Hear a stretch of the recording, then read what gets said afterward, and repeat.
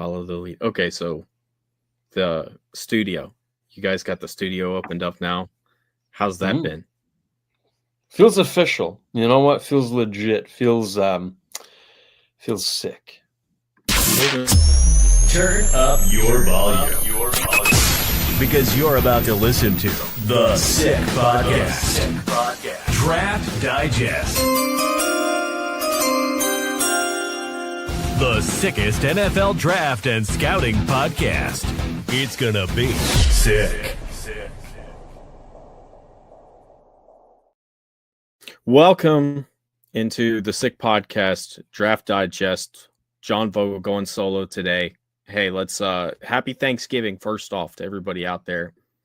Let's go ahead, send prayers and good thoughts, whatever you believe in, over to Emily and her father-in-law as he continues to battle through his hospital thing. I'm sure she would very much appreciate it. She can't be here tonight, but you've got me instead. So we're going to do this freestyle. I want to start off first off because Thanksgiving, you know, every year Thanksgiving is sort of like the introduction to Christmas season, right? Everybody's like starts focusing. Oh shoot, Christmas is like less than a month away. We've got, presents to get for our kids and for our family members and everything else. And it's really easy to gloss over some of the things that we're thankful for. And so I wanted to start off today and just talk a little bit about what I'm thankful for and how this pertains to football in the show. And first off, I'm very thankful for the country that we live in. A lot of you that listen are living in America and you're celebrating Thanksgiving today. And this country is so amazing that we get to live in. The freedoms that we have, honestly, the pinnacle of sports being in this country, the professional leagues at different sport levels of baseball, basketball, football. These are the best. Hockey.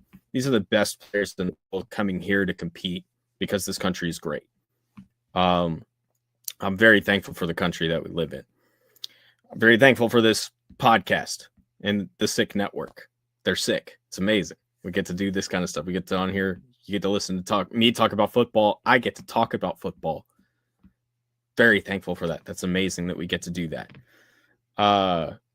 I'm very thankful for this upcoming draft class. We have some dudes like Ruben Bain. I'm thankful for Ruben Bain. Miami defensive end, edge rusher, probably the best player in this class. He so easy to be thankful for an athletic freak like him who gets to terrorize quarterbacks at the professional level next year. And that's going to be fun to watch. Thankful for, the family and the friends and just the ability to sit down today, watch football. We got 3 games of NFL. We've got a college game tonight with Navy against Memphis too. Ironically, we had the Navy head coach on. We've had the offensive coordinator from Memphis on this show this year. They get to match up against each other today. Very thankful for that, for those opportunities that this show has opened up to be able to talk to some really interesting people and get their perspectives on the sport. So those are all things that I'm very thankful for. In fact, I think the last thing I need to talk about is I'm very thankful for what you guys have done on Twitter. I would be remiss without talking about the absolute last 72 to 84 hours that we've had on Twitter. We're just interacting with a lot of different people, having conversations with a lot of different people. And that's one of the things that I've really enjoyed about Twitter. I've never paid for advertising. I don't put myself out there like that. I kind of rely on you guys, word of mouth, to kind of spread what I do. And to get, honestly, at this point, it's thousands of comments in the last 72 hours. Just, it's kind of been overwhelming to see that kind of support, to realize that that's what you guys have pushed, my knowledge to. And I think that you guys are responsible for it to a certain extent too. I've never looked at Twitter as like a hot take place where I just come on here, I'm going to drop something, I'm going to leave. It's a very interactive thing where there's so many perspectives, and it's easy to overlook a perspective and think, that's not even an area that I was thinking. But it doesn't matter if somebody's got 1,000 followers, doesn't matter if somebody's got 2 followers, doesn't matter if they've got 20,000 followers. I see these different perspectives. And that's what I love about interacting with you guys on there, is I think it makes me better to understand and see these different perspectives coming in, and to see the full picture better. And hopefully, we're trading information. It's not a one-way it's not a one-way street in any regard. It has to be a two-way street, and so I'm very thankful for all of you that have, over the years, this has been years of learning, years of interacting, years of talking, and getting these different perspectives that's gotten us to this point. And so now the show can go on. That's Thanksgiving. I'm very grateful that we all have this. We have this day to sit back and kind of think about these things a little bit. And even more thankful for the Sick Podcast for letting me come on here and do this kind of stuff every time. Thankful we've got producer Shane back with us today. Been a long time no see. Glad you're here, man. By the way, you should check out his show and see what's going on over there, because they're talking hockey draft. So if you're just a draft fanatic, that's something to get into. But let's talk a little bit. Let's start off with a little bit of a kind of brazen topic. I'm kind of on my own today, and so I've had a lot of time to reflect, and I've been going over notes. This week has really been condensing the year-long effort of notes and putting together reports and putting together the idea for teams. We've got, the transfer portal's coming up in a month. For some of these players, we're already seeing players enter the portal, usually at like the D2 or the FCS level, started to get involved, mostly D2. There's been some head coaching changes that's allowed some different people to get in as well. So this is, first off, is going to be a really fun cycle with the coaching carousel. And we've kind of been talking about that over the last month as Penn State's opened up, as LSU and Florida has opened up, and all the other jobs in the meantime. Stanford is still a question mark. Frank Reich is the interim there, and he's not trying to keep that job. He's there as a sort of doing a favor for Andrew Luck, the general manager there. We've seen a couple hires take place already. Oklahoma State reached in and they pulled the North Texas coach Eric Morris over. We found out about that, I think, on Tuesday.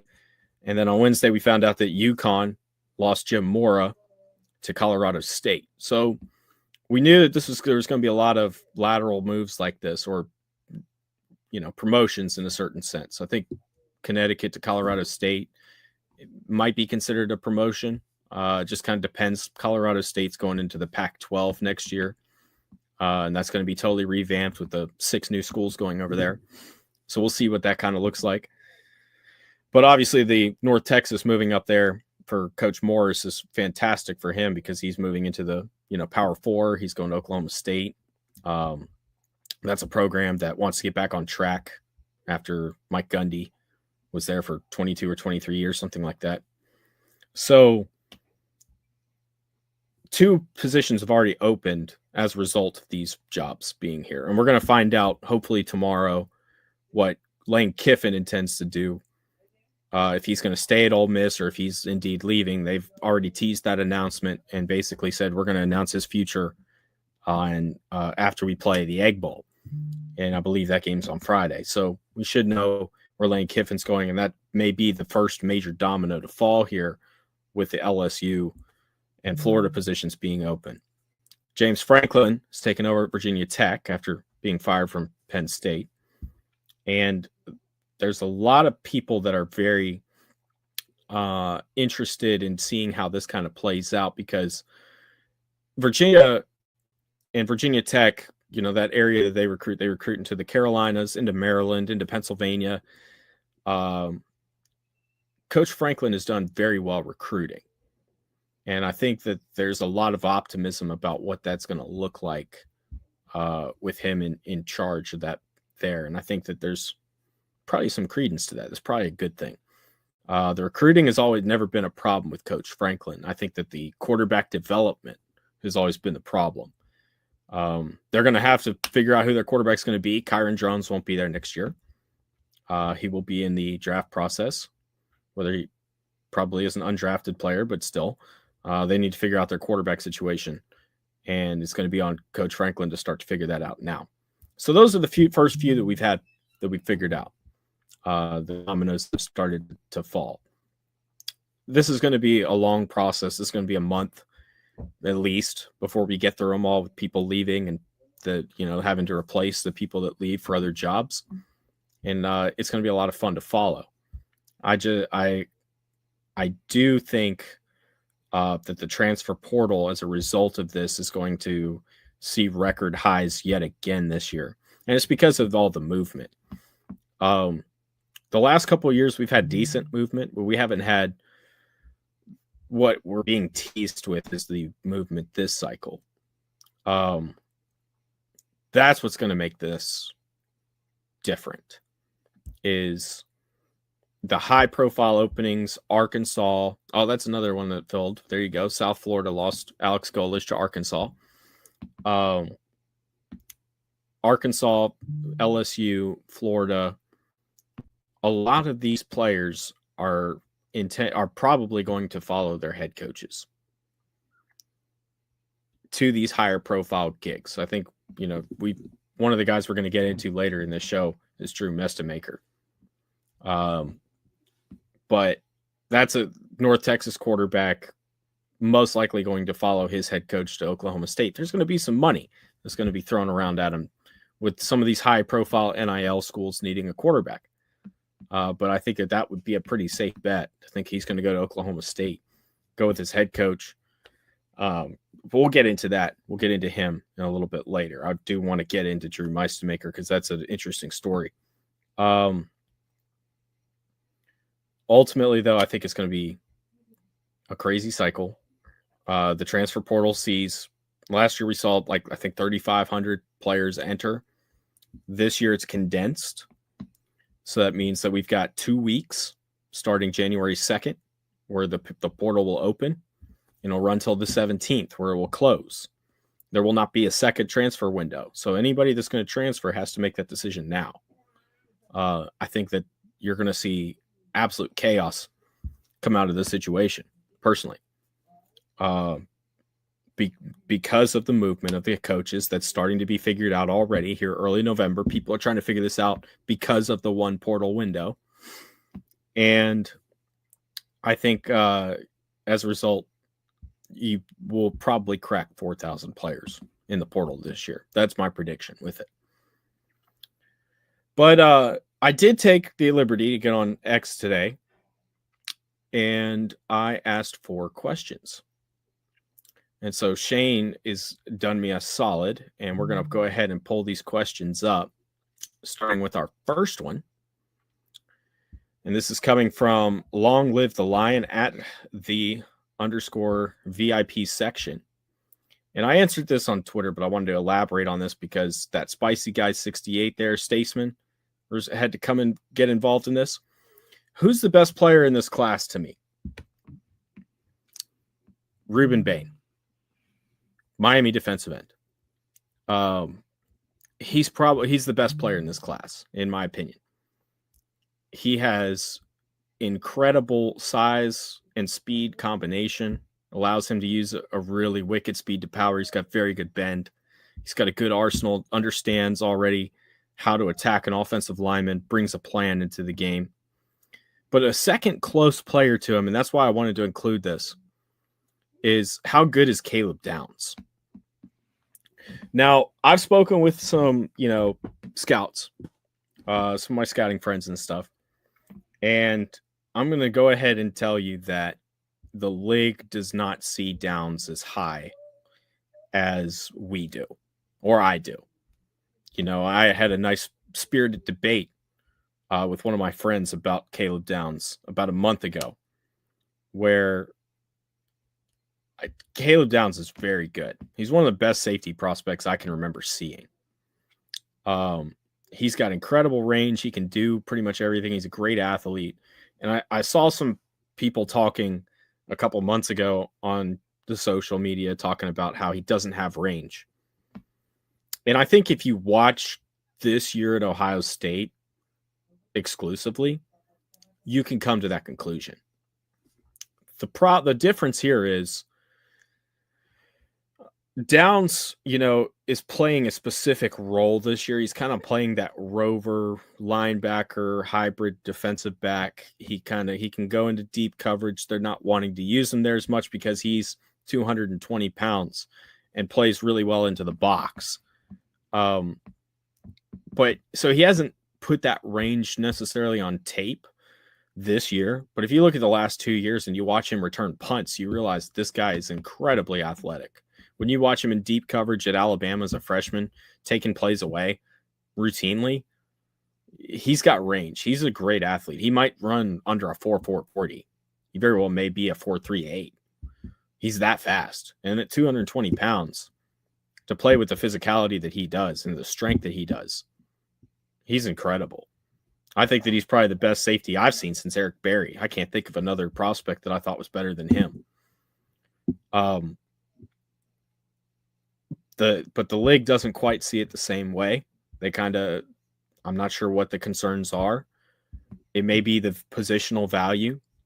So Downs, unless he just goes to the combine and test, which, a lot of these guys that are first round prospects, they don't test anymore. So that's to be determined if he does. If he does test, I think he's going to be fantastic. And I would love to see it personally. But he's probably not going to be a top 5 pick. He might not be a top 10 pick. And that's just because of positional value. Safeties just don't have the same priority, especially when you start looking at the money that goes into those high picks.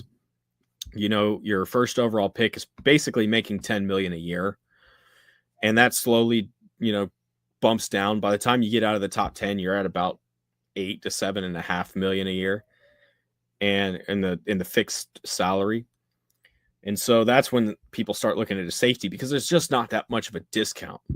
So even if he comes into the league and he's a top 10 safety immediately, he's getting paid pretty much like a top 10 safety if he's picked in the top 10, or at least a top 20 safety. So there's just not as much of a discount where you could get an offensive tackle or a wide receiver, or God forbid people pick quarterbacks in the top 10 this year. That's where you're getting that discount. And that's really what they want to use those high picks for. So he may not go that high just because of that, but he's going to be a very special player once he steps on the field. Let's go to that second question, Shane. This one, so I'd asked for non-quarterback questions because this class is so bad. We're not even going to talk about them until next February. But this is not this class. So at Shoes and Sports, longtime follower, longtime listener, I made the exception here for you. North Texas Meistermaker and California's Duran Kue Sagapotelli. What do I think about them? And do they have translatable traits to the NFL? They're very early draft projections. Yeah, these guys are 2 years away from being eligible for the draft. But I want to touch on them because they've had special seasons. Meistermaker, I talked about him briefly earlier. His story is absolutely fantastic because this is a guy, he didn't start a game in high school. He's a backup his entire career. He walks on to North Texas. I believe he's a redshirt freshman, so technically he'd be eligible for the 27 draft. But this guy just put the nose to the grindstone, ends up starting week 1 this year for North Texas. And he's set records already at North Texas for passing yards. I mean, he's been insanely productive. And some of the throws that you see on tape, I wasn't tracking him, I think, until somebody posted, there was a highlight montage that somebody put up on X a couple months ago where he was making tight window throws. Incredibly great throws. And I was like, who is this guy? Couldn't figure out why I hadn't heard of him until I learned the story. Now, he is a capable athlete. He's not really a guy that's going to use his legs very much. He can run the read option when he has to. But from a pure trait standpoint, he's got the arm strength. He drives the ball really well, especially when he's on the move. He's going to have a lot of balls batted down because he's got a very low release point, but it's a quick release. He processes pretty well.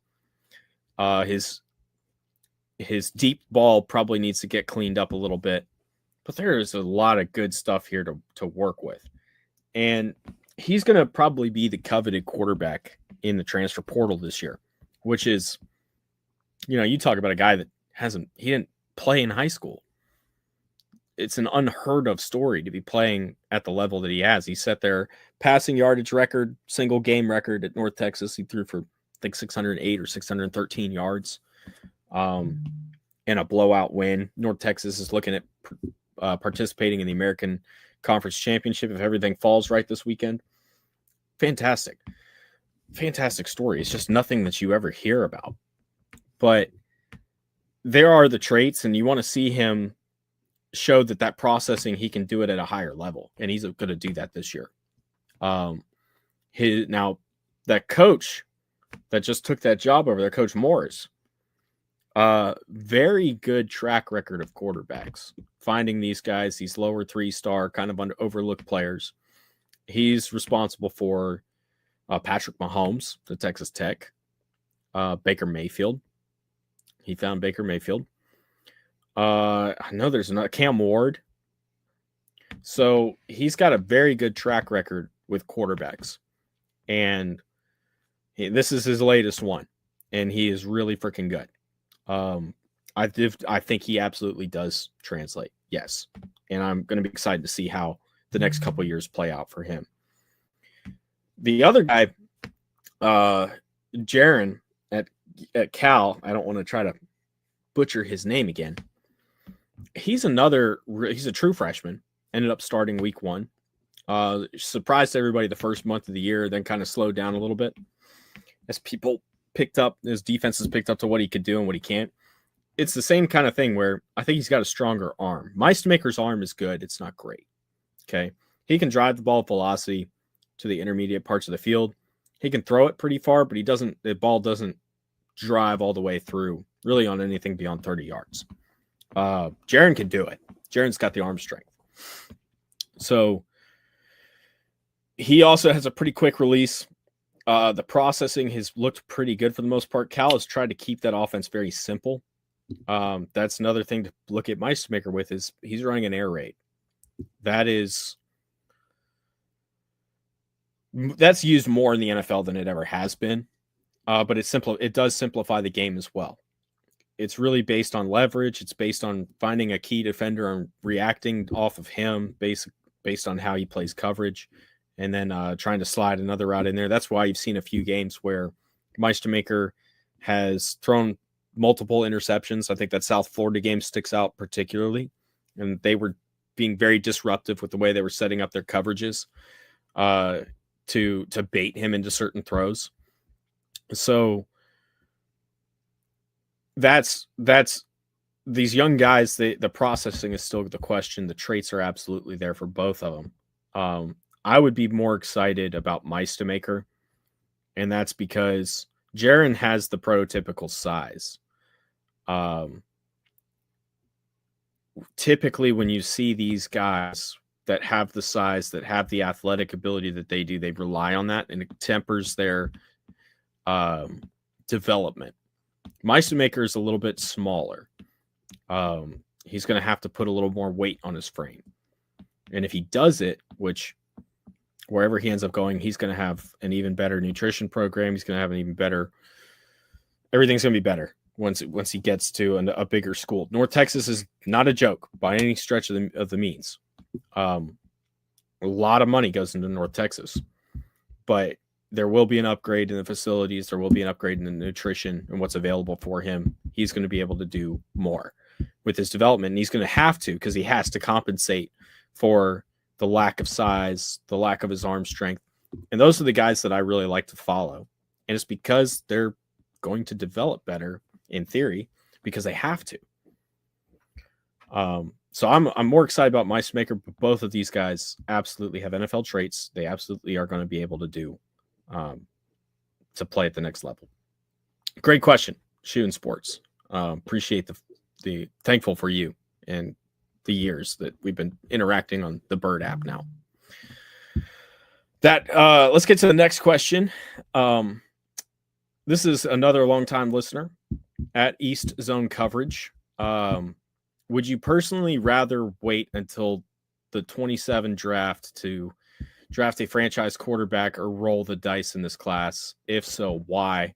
Also, do you see any 10-plus year starters in this class? So this is exactly why we don't want to talk about quarterbacks until February, until we have a reason to talk about them. I don't see a 10-year starter in this class.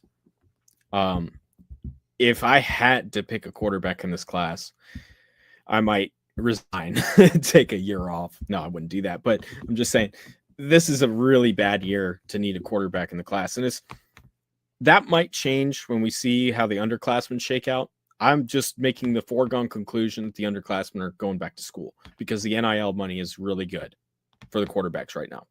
Really good. And if you don't go top 25, really top 20, you're going to make more money staying in college. So the NFL also feels right now that this class is not great. Garrett Nussmeier was my guy, pounded on him all offseason, pounded the drum. He's been a disappointment this year. That's all there is to it. He's getting benched. The word is he's not going to play the last game here of the regular season with LSU. It's going to be Michael Van Buren again. And, I think that the way that he kind of handled that first game after post Brian Kelly, it brings some questions about his coachability. Is this guy what's going on? What's going on with him? There were the injuries this year. Maybe that plays into it. Maybe he goes to the All-Star circuit and does really well. Maybe he impresses a lot of people. Hopefully he does. I hope he does. Not just because I would feel vindicated because I pounded the drum for him all off season, but because that would solve somebody's quarterback issue and that would put him in a good position somewhere. When you get past him, you get into Carson Beck, who has been Jekyll and Hyde all year. You don't know which Carson Beck's going to show up. The other one that's kind of up there, I think, in the top quarterbacks would be people throwing around Cade Klubnik. He's a day 3 guy out of Clemson. No, I'm forgetting one. Drew Aller, the injury. When is he going to be cleared for training camp? So you're not going to draft him with the intention of making him the franchise guy. He's going to be a wild card. And it's going to be because of that injury.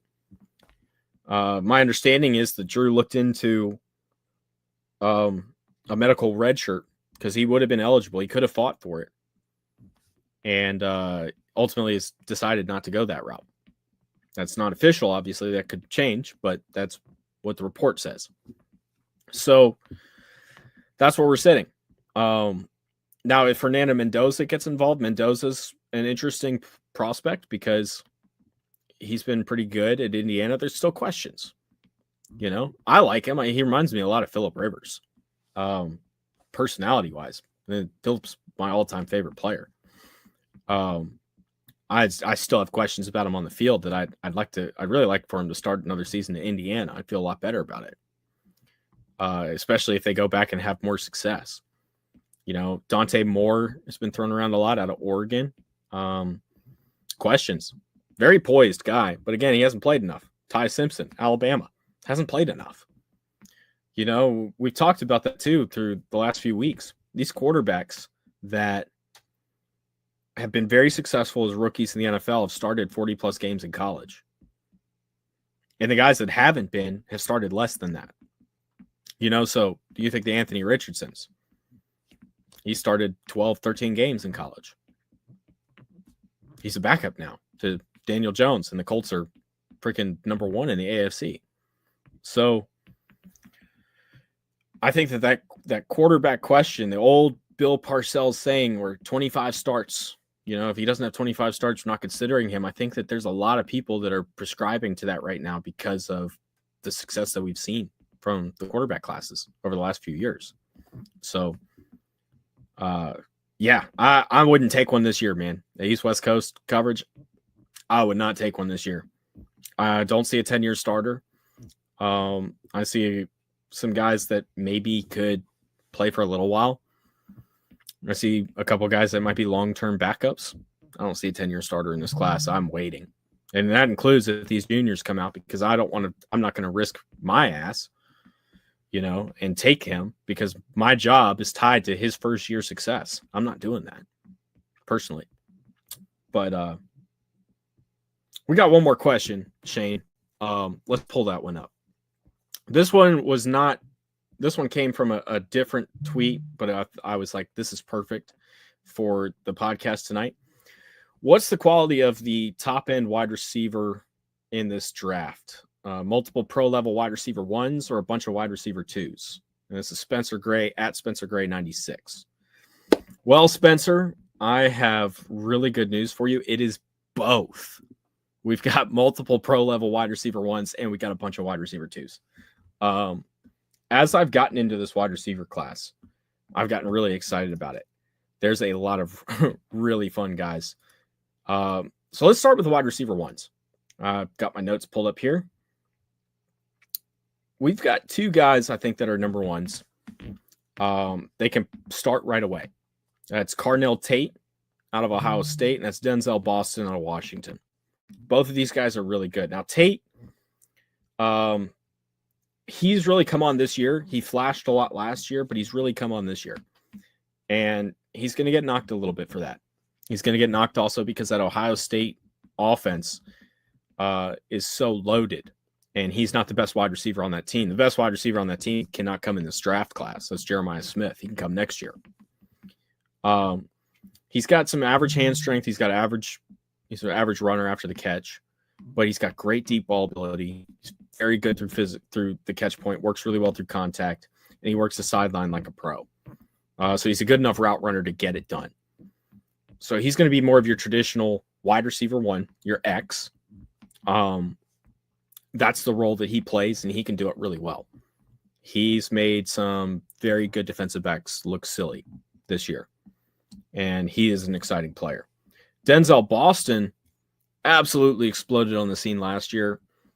Washington's been a really fun team to watch this year with Dexter Williams Jr. playing at quarterback. He's been the deep threat guy. He can do everything underneath that you need him to. He's a good runner after the catch. He's bigger than Carnell Tate. He's about 6'3", 210. Carnell's 6'2", 200.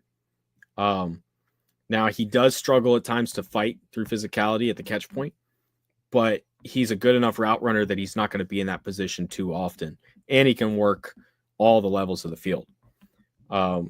He's a fun guy. I had him coming in this year as an early day two. I think he's going to go first round. Then you get over here to the twos. Jordan Tyson is a guy that a lot of people are excited about out of Arizona State. He's 6'1", 200 pounds. Think Deebo Samuel. He's that same type of player where you're going to really have to work him into your two. You're going to have to work him underneath, scheme him open, but he is an absolute freak after the catch. He's very difficult to bring down. And then Mekhi Lemon out of USC, 5'11", 190. Really hard to find problems with his game. Really hard. I searched long and hard on this guy. I came up with he's got some issues with concentration drops, but he can do everything. He's a gadget player. He can go deep. He catches really well through contact. He's a very high-level athlete, very good runner after the catch. He throws his hand. One of the things I really like, this is not something you see too often, he throws his hands late at the catch point. So when you've got a deep defensive back who's waiting for you to react off of what you do, off of, you show the hands, you're about to make the catch. Now they're going to play the catch point. He flashes them like super late. Boom. He throws them up balls there. Works the scramble drill really well. He's a lot of fun. And then I think my favorite guy, I don't know if he gets into the day one. And that's just because we're already talking about 4 receivers potentially being up there. But Casey Concepcion at Texas A&M, I really liked him at North Carolina State last year. He transfers over. He's been a freak this year. He's a great athlete. Excellent punt returner. Deep ball threat, does everything underneath. Very high-level route runner. He's 5'10", 190, and that might knock him a little bit. He's smaller. Think Garrett Wilson-esque. That's the kind of player that you're kind of getting with him. And those are just those guys. That's not even getting into Jeremy Bernard at Alabama, Elijah Surratt at Indiana, Chris Bell at Louisville. There are a lot of really great wide receivers in this class. And so you've got ones and twos. So this is the year that you really want to pay attention to what is a team trying to fill with their need. But great question. I wanted to put it on the podcast because that was in a different tweet. That wasn't when I was soliciting for questions, but that was a good one to really get into and discuss here. But yeah, what a freaking wide receiver. We're going to end up with a good wide receiver class, guys. And I'm really excited about that. And I hope that you guys are too. But Shane, I think that's going to do it. That's all that I've got for this show. Happy to be back with you guys. Happy Thanksgiving. Go enjoy the football, the fellowship, the food, the 3 F's of Thanksgiving. I think probably in that order. I don't know. I'm spitballing here. And thank you guys for listening. If you haven't already subscribed on YouTube, on Apple Podcasts or Spotify, wherever you listen to your podcasts, we're going to be back at it next week. Hopefully Emily's going to be with us. We're also getting into December, which means All-Star season is upon us. We're going to be having some directors coming through here talking about these All-Star games, giving you the heads up on what you need to get prepared for with this upcoming draft class. We're getting into draft season, folks. College football coming to an end. NFL season's coming to an end. We're getting into playoff time. And now it's time for draft season. So back at it next week, guys. Thank you again. This is John Vogel signing out the Sick Podcast. And that's a wrap. Hope you don't miss us too much until next time. Follow the Sick Podcast Draft Digest on YouTube, X, Google Play, and Apple Podcasts.